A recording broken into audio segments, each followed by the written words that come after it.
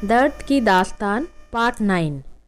कहानी के पिछले भाग के अंत में आपने पढ़ा कि अंगद माखनलाल ने इस कस्बे की खबर बाहर तक कैसे पहुंचाया और कैसे पुलिस वालों को इस कस्बे में चल रहे अपराध के बारे में बताया, ये बताने वाला होता है।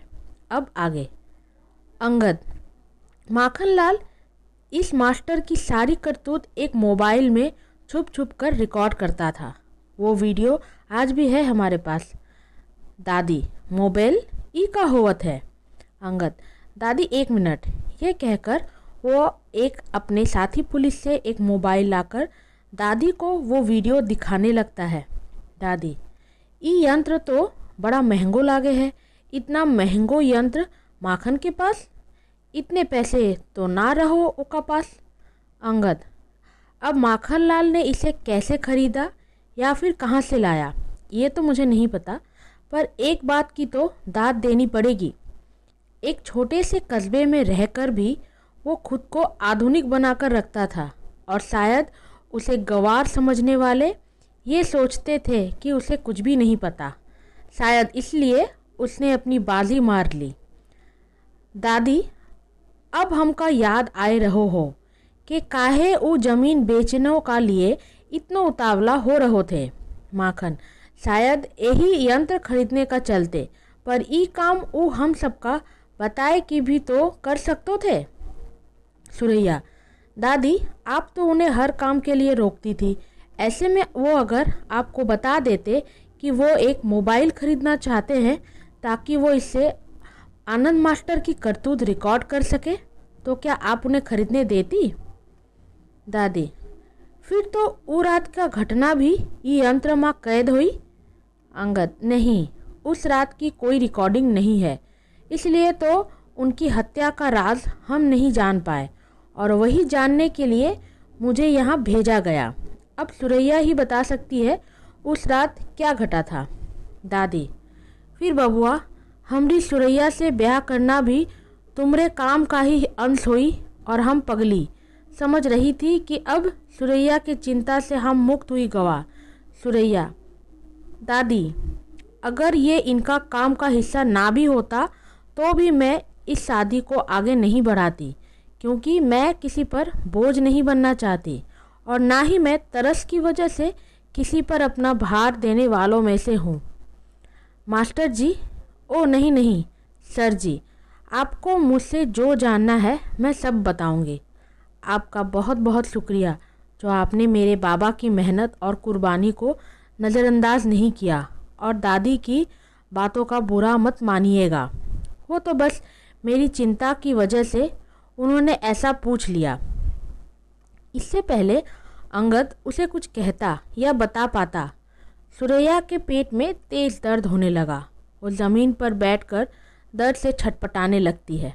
दादी और अंगद उसे तुरंत उस कस्बे के बाहर एक अस्पताल में ले जाते हैं।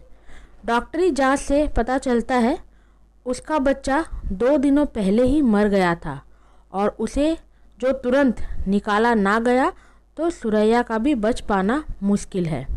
खैर सुरैया का ऑपरेशन किया गया, पर उसकी हालत थोड़ी नाजुक थी। दादी बाहर बैठी परेशान उनके चेहरे पर साफ नज़र आ रही थी। अंगद उनके बगल में जाकर बैठता है और कहता है, दादी परेशान मत होइए, सुरैया बहुत ही बहादुर लड़की है, देखिएगा वो इस पल से भी बाहर आ जाएगी। दादी हम ए लिए परेशान नहीं है कि उसका तबीयत ठीक नहीं, हम तो ए लिए परेशान है कि वो ठीक होए के भी अब का करी, का बचो है ओका जीवन में। बाप रहो नहीं, बलात्कार, ऊपर से एक बच्चा रहो जो तो से थोड़ू आस रहो के चलो ओकार ब्याह हो गयो, वो भी अब ना ही रहो, का हुई ऐसन जीवन का, ऐसे अच्छा तो ये मर जात। अंगद ऐसे मत बोलिए दादी, सुरैया से मैंने शादी भले ही अपने काम के लिए की, पर अब मैं उसे सच में अपनी पत्नी मानता हूँ। हाँ अगर सुरैया इसे एहसान समझकर इस शादी को ना माने तो उस पर जोर भी नहीं डालूँगा। दादी का सच में तू अभी भी ओका अपनी पत्नी मानत हो? अंगद, हाँ दादी। दादी, फिर सुरैया का दिमाग खराब हो गयो है कि उई विवाह को इनकार करी। ओकर तो सौभाग्य है जो तोहार जैसन पति होके मिल ले। दादी के इस बात पर अंगद मुस्कुरा देता है, पर क्या वो सच में सुरैया के साथ अपने रिश्ते को आगे बढ़ाना चाहता था, या फिर वो दादी की परेशानी ख़त्म करने के लिए ऐसी बातें कर रहा था। और सुरैया, जब उसे होश आएगा उसका क्या फ़ैसला होगा इस बारे में। खैर, कुछ घंटे बाद सुरैया को होश आ जाता है और दादी उससे खुशी में कहती है, अरे सुरैया, तोहार तो भाग खुल गवा। बबुआ अभय भी तो के अपनावे का तैयार है। तोहार दुख तो अब ख़त्म हुई गवा। पहले ई बच्चा से जान छूटो, अब तोहार जिंदगी में कोनो झमेलो नहीं। सुरैया खामोशी से अंगद की ओर देख रही थी। पता नहीं उसे अंगद के इस फैसले के पीछे बेबसी क्यों दिख रही थी, पर वो इस बारे में दादी से कुछ नहीं कहती, पर अंगद से कहती है, सर जी, आपको मेरा बयान लेना है ना? अब मैं बिल्कुल ठीक हूँ। अंगद, नहीं, इतनी भी जल्दी नहीं है। पहले तुम पूरी तरीके से ठीक हो जाओ, फिर ले लूँगा तुम्हारा बयान। फिर कुछ दिनों बाद सुरैया ठीक होकर घर आ जाती है, पर वो अंगद के साथ नहीं, दादी के साथ ही रहेगी, ये कहकर दादी के घर ही आ जाती है। अंगद उससे मिलने सुरैया के दादी के यहाँ जाता है और थोड़ी देर हाल चाल पूछने के बाद सुरैया उस रात की घटना बताना शुरू करती है। उस रात मैं गहरी नींद में सोई थी। पता नहीं बाबा ने अचानक से मुझे उठाया और बिना किसी शोर शराबे के मुझे अपने साथ चलने को कहा। मैंने उनसे कई दफ़ा पूछा भी मुझे वो कहाँ ले जा रहे हैं, पर उन्होंने बिना किसी आवाज़ के चलते रहने को कहा। फिर हम दोनों चलने लगे सुनसान सड़क, ऊपर से रात का वक्त। बाबा को पता नहीं डर लग रहा था या नहीं, पर मुझे तो बड़ा ही ज़्यादा डर लग रहा था। फिर मैंने बाबा से वहीं रुककर पूछा, बताइए ना बाबा, हम कहाँ जा रहे हैं? दादी उठ जाएगी और मुझे अपने पास ना पाकर परेशान हो जाएगी। कम से कम उन्हें तो बताकर आते। बाबा, सुन बेटा, किसी को भी बताकर आने का वक्त नहीं था हमारे पास।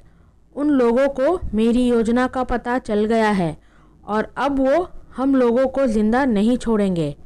मेरी तो बस जान ही ले सकते हैं, पर मुझे तेरी चिंता है।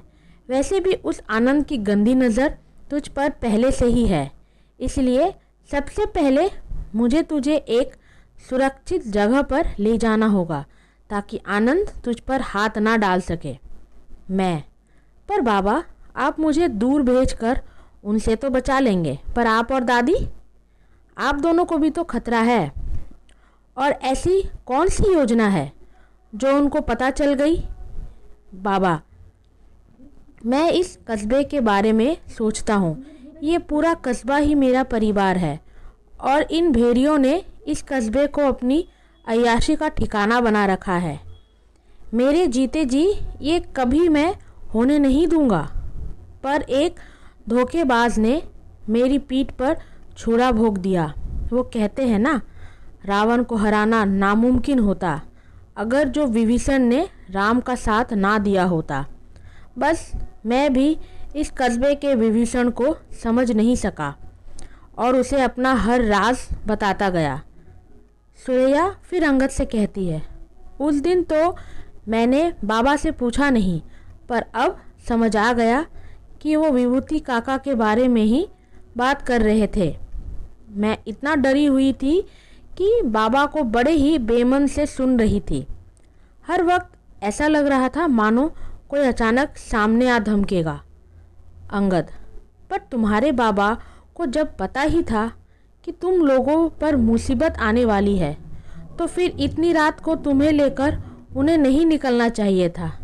सुरैया, बात तो आपकी सही है, पर अगर घर ही सुरक्षित ना हो तो फिर सुनसान सड़क का क्या कहना। अंगद, फिर आगे क्या होता है?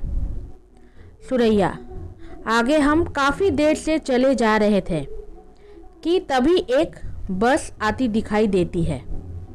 बाबा वो बस देखकर ना जाने क्यों घबरा गए, क्योंकि इतनी रात को बस, वो भी सुनसान सड़क पर। बाबा ने मुझे अपने पीछे कर दिया और वहीं सड़क किनारे रुक गए और बस के गुजरने का इंतज़ार करने लगे।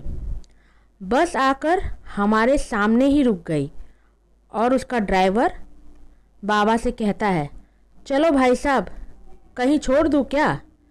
बाबा, नहीं नहीं, हमारा घर पास में ही है, बस पहुंचने ही वाले हैं। वैसे इतनी रात को इस सड़क पर बस? कहाँ से आ रहे हो भाई और कहाँ को जा रहे हो?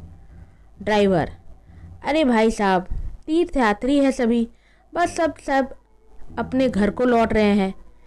बाबा और मैंने बस में झांका तो देखा कि उस बस में बूढ़े बच्चे औरत सभी बैठे हैं। तो बाबा को उस ड्राइवर की बात पर यकीन आ गया। हम अपने कस्बे से काफ़ी दूर भी आ गए थे, इसलिए हमें आनंद और उसके आदमियों का डर नहीं था। बाबा ने फिर उस ड्राइवर से कहा, भाई हमें क्या सबसे नज़दीकी बस अड्डे तक छोड़ दोगे? ड्राइवर, पर तुमने तो कहा कि यही नज़दीक ही तुम्हारा घर है, फिर अब बस अड्डा? बाबा, हाँ, वो अचानक इतनी रात को सुनसान सड़क पर बस देखकर डर गया, इसलिए झूठ कह दिया। फिर हम दोनों बस पर चढ़ जाते हैं और वही हमारी सबसे बड़ी भूल साबित होती है। क्या होती है वो भूल, जानेंगे अगले भाग में। धन्यवाद। रोनीता।